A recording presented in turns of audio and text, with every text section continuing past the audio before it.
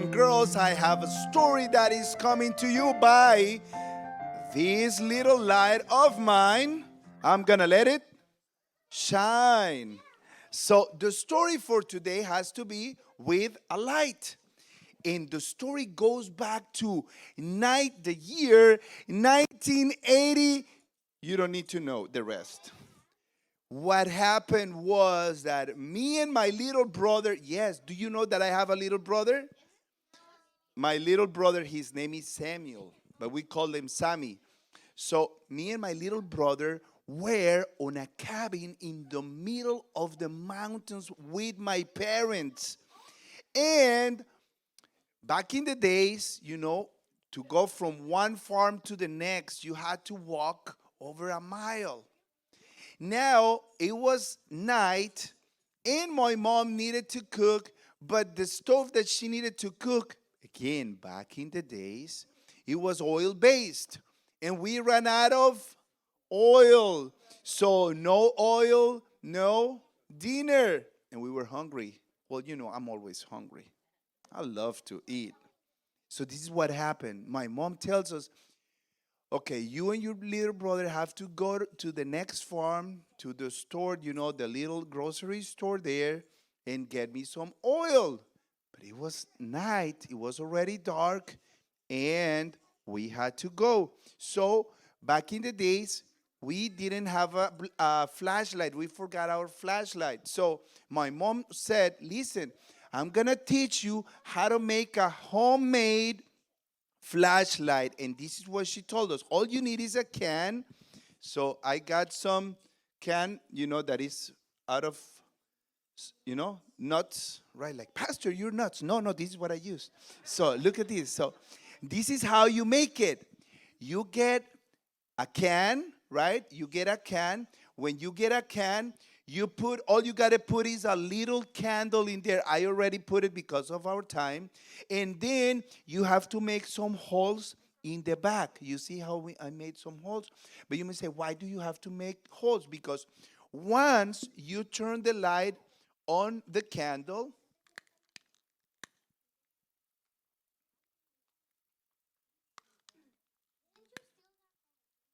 when you turn this, no, this is courtesy of Aldi's store, okay? I bought it at Aldi's. So you see how you get the light, and because if it is metal based, it will reflect and project. So when you are actually in the dark, you can see the light, and you see the holes here. They help to get the smoke out of it and the air. That way, the light will continue to shine. You need the air to flow in order for the light to shine. So that's what we use. That's what we used back in the day. So me and my little brother, I'm going to turn it off because we don't want any incidents here in church. Okay? Enough dealing with insurance for this week. But nowadays we have different lights. Look, this is the light that I use when I go on an early morning ride, when it is very early in the morning and it is still very dark. Even it's a little light. You see how the lamp is? It has an LED light, and I'm going to show you how powerful it is. Like, this is during the day, so the cars, will know that I'm on the road. But if it is really, really early in the morning, look how powerful this little light is, right? It bothers the eyes. So lights are very important. Now, that day, my little brother and I were walking, the two of us, we were going uphill to the next farm. And as we are walking, the two of us, all of a sudden, we notice that far from the mountain, there was something coming towards us. And it was white. It looked like a white blanket. And it was just moving like that, like floating from the mountain.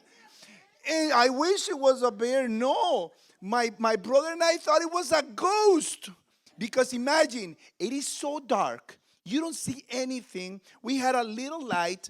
And then you just see like a white blanket floating coming to us. Guess what I did? I said, run for your life. And I ran as far as I could. Now, I get to the house, and I'm like, Mom, you're not going to believe what I saw. Mom. And she's like, what happened? And I'm like, I saw a ghost. And she goes like, where is your little brother? I'm like, oh no, the ghost ate him. I don't know. I left him behind. I am my brother's guardian. No, I didn't say that. And I was like, I don't know. I was so scared. And a few minutes later, my little brother is coming singing, all happy, with the ghost.